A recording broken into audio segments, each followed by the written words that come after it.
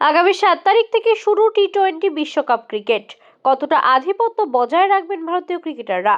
আমাদের প্রতিনিধি দেবাঞ্জন বন্দ্যোপাধ্যায়ের সঙ্গে একান্ত সাক্ষাৎকারে ভারতীয় cricketer Ashok Dinda. India 200% chance world cup জেতার। যেভাবে ইন্ডিয়া খেলছে, যেভাবে ইন্ডিয়ার টিম সাজানো হয়েছে, ইয়াং সাইড, একদম তরতাজা একটা ইন্ডিয়ান টিম, এবং সাথে গৌতম গম্ভীরের মতো কোচ, অ্যাগ্রেসিভ কোচ এবং ক্লিয়ার মাইন্ডসেটের সাথে নামছে মাঠে এবং আউটস্ট্যান্ডিং ফর্মে আছে। ইন্ডিয়াকে বিট করা ইন্ডিয়াতে মানে স্বপ্ন বলা যেতে পারে। হর্ষিত রানা, অক্ষদীপ দুজনেই ভালো বোলিং করছে এবং এখানে ডিপেন্ডস ক্যাপ্টেন কিভাবে ইউজ করছে, পাওয়ার প্লেতে কাকে দিয়ে বুমরার সাথে শুরু করাবে।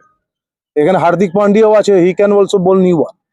সো হর্ষিত রানা, অক্ষদীপ और বুমরা और হার্দিক পান্ডিয়া, এই চারজনের মধ্যে সবাইকে মানে বুমরা হয়তো 1 ওভার বোলিং করবে, ঠিক আছে, এবং যে ভালো বোলিং করবে তাকে 3 ওভার বল করিয়ে দেবে। বুমরা তো কি bowler, obviously bowling captain role play করবে বুমরাই। টি-20 সবসময় অ্যাপ্রোচিং গেম এবং ব্যাটসম্যান গেম অবভিয়াসলি, এবং ব্যাটসম্যানরা সবসময় বোলারদেরকে অ্যাটাক করে। আর তুমি যদি ডিফেন্সিভ মাইন্ডসেটে যাও তাহলে তুমি অনেক লম্বা রান দিয়ে দেবে। তোমাকে অ্যাটাক করতে হবে, এখানে একটুখানি ব্রেন লাগাতে হবে। ব্যাটসম্যান কি চাইছে, ক্লিয়ার মাইন্ডসেট হওয়া উচিত বোলারের, ফিল্ড অনুযায়ী বোলিং করা উচিত, ব্লাফ মাঝে মধ্যে হয়তো ইউজ করা উচিত, আদারওয়াইজ ক্লিয়ার মাইন্ডসেট, যেখানে ফিল্ড আমার সেই সাইডে বলি। তোমার যদি পাওয়ার থাকে তুমি বের করে দাও মাঠে, আমি ইয়র্কার মারবো তো ইয়র্কার মারবো, আমি সুইং করাবো তো সামনে থেকে সুইং করাবো। সো হাউ উইকেট কিভাবে বিহেভ করছে, কোন উইকেটে কি ধরনের বোলিং হবে, স্লো টার্নিং ট্র্যাক হলে সেখানে আমাকে একটু মোচড় মারতে হবে, আমাকে চেঞ্জ অফ পেস করতে হবে। সো দিজ আর থিংস বোলারের উপরেই থাকবে, ওটা কারো হাতে থাকবে না, কোনো ক্যাপ্টেনের হাতে থাকবে না, কোচের হাতে থাকবে না। ব্যাটসম্যানকে আগে রিড করতে হবে, ব্যাটসম্যান কোন শট খেলতে চাইছে, ব্যাটসম্যানের স্ট্রং জোন কি, তার উইক পয়েন্ট কি। অবভিয়াসলি ইন্ডিয়ান টিমের সবাই সেটা টিম মিটিং এ আলোচনা হবে এবং প্রত্যেকটা ব্যাটসম্যানের ভিডিও দেখিয়ে ক্লিয়ার মাইন্ডসেট তাদেরকে নিয়েই মাঠে নামবে।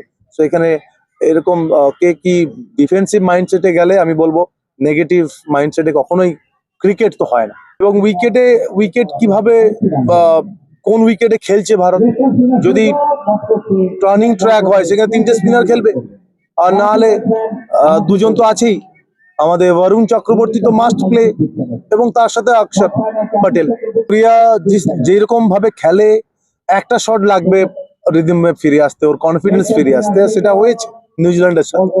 এখন আর কোনো চিন্তার কিছু নেই, সূর্যা এসে নিজের খেলাটা খেলবে এবং আমি মনে করি এখানে যেভাবে ইন্ডিয়ান টিমের ওপেনাররা খেলবে, ঈশান কিষান প্লাস আপনার অভিষেক শর্মা, তারপরে সূর্যা, তারপরে এরা 10-12 ওভার খেলে দিলে সোজা হার্দিক পান্ডিয়াকেই নামাবে, আর কোনো ব্যাটসম্যানকে অপরচুনিটি দেবে না।